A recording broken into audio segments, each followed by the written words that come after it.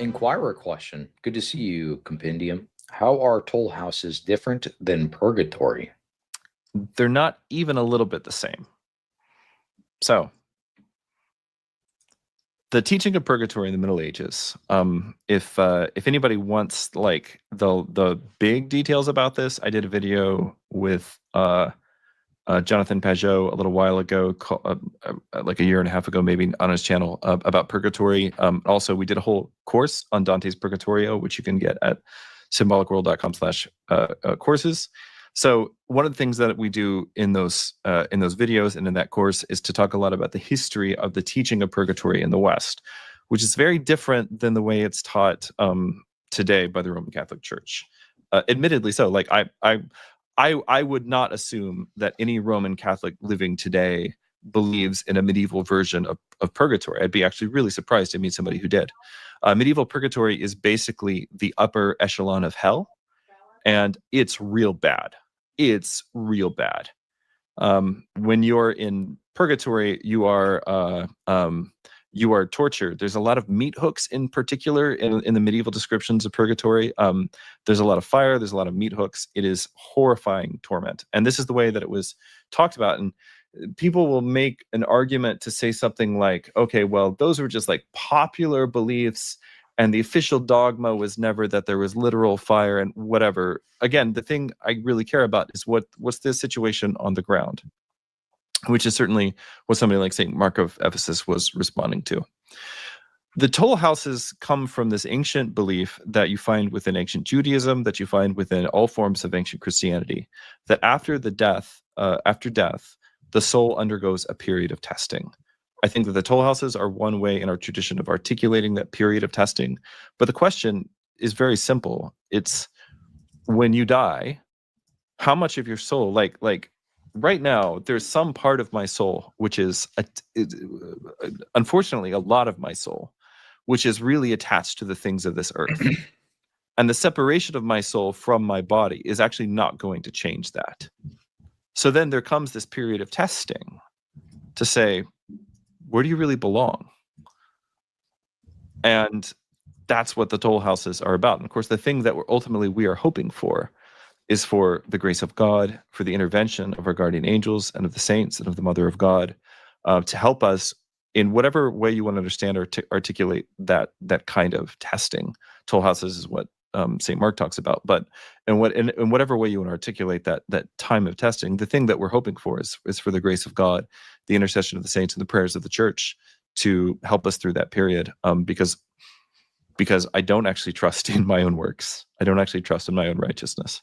So, yeah, very, very different. Just a very different kind of two totally different things. The idea behind purgatory originally was, there's temporal punishment which is associated with certain sins, and that punishment still has to, basically, God has to get all that punishment out of you, or whoever is extracting that punishment, you have to experience the temporal punishment still, so you can finish being purged, and then you can go to heaven.